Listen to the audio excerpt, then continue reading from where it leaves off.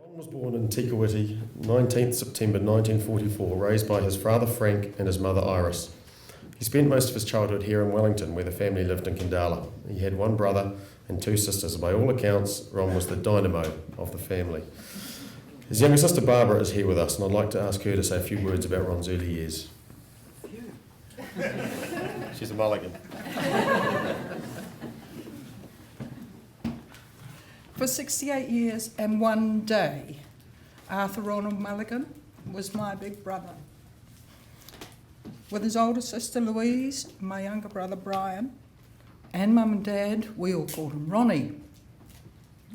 When he went to secondary school, he decreed he'd be known as Ron. We obliged. Ron was nearly 5 when I was born, and I hope that starting school 3 weeks after my arrival was sufficient distraction for him to accept my arrival with some equanimity. We were living in Dunedin at the time, a city Ron loved all his life. When I was 2 and Ron 7, we moved to Wellington and ended up in a cul-de-sac called Narvada Crescent, on the fringes of Kandala. We lived on the edge of miles of bush and paddocks, a perfect place of safety for kids to roam far and wide.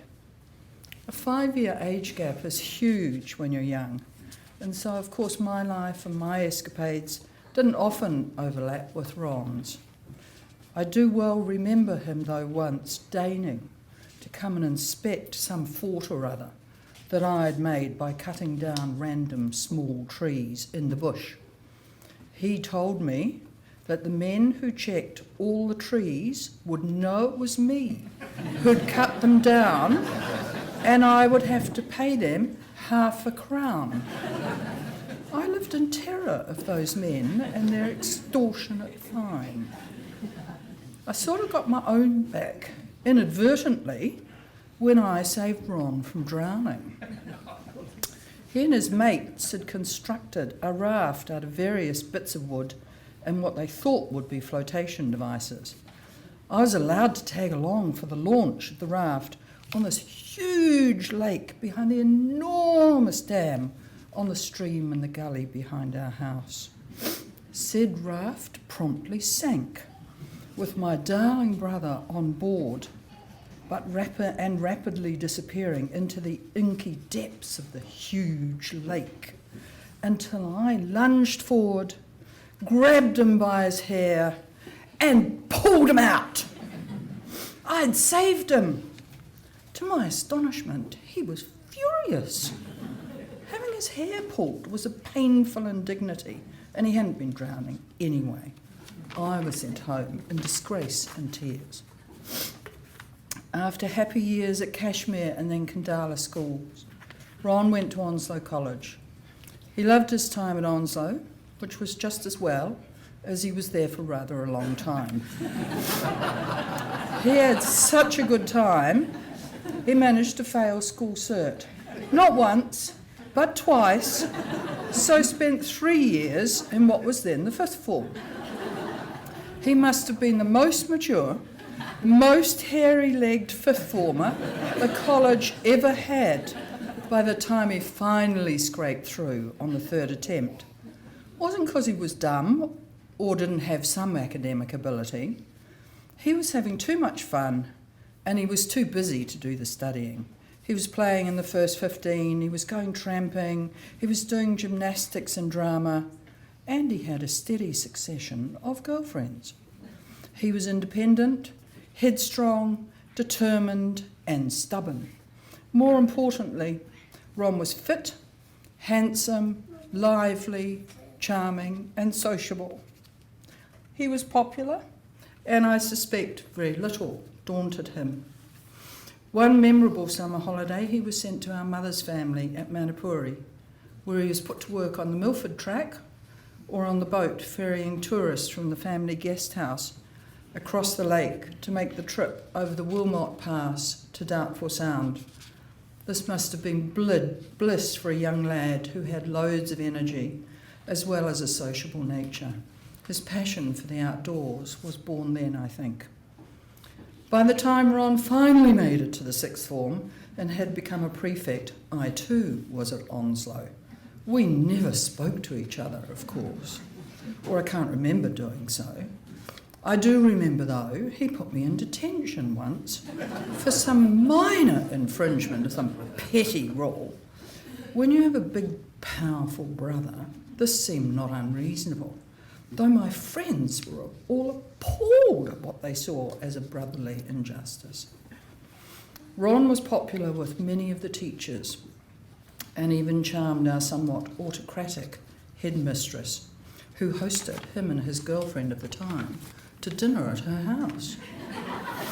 Another teacher certainly didn't share this enthusiasm for Ron, as he spent all the time in her class winding her up. Unfortunately for me, my path and hers crossed later, and it took me months to work out why I was constantly singled out for disapproval and disdain. It was the Ron effect.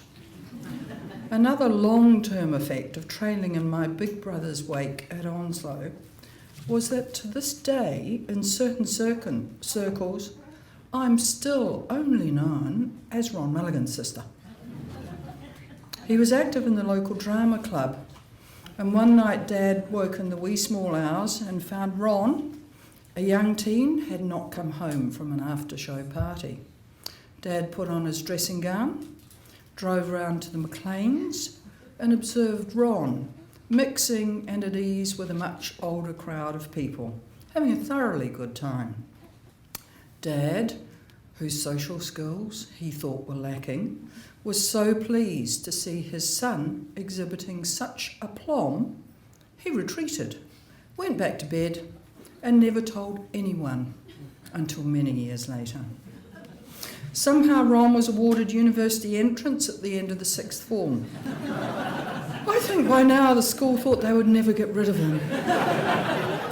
His rugby playing days came to a sudden halt before he left Onslow.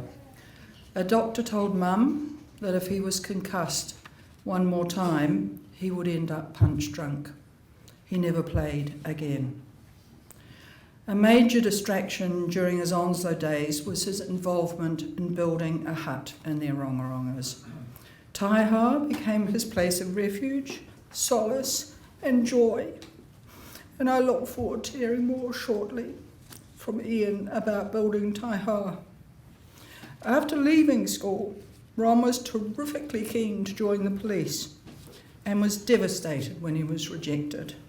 Sight in one eye wasn't quite good enough. I think he would have been a terrific policeman.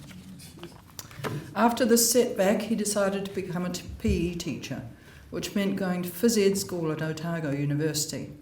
For the next year or two, summers were spent working on the chain at the freezing works at the bottom of Moringa Gorge or on the bins, collecting rubbish from Wellington households.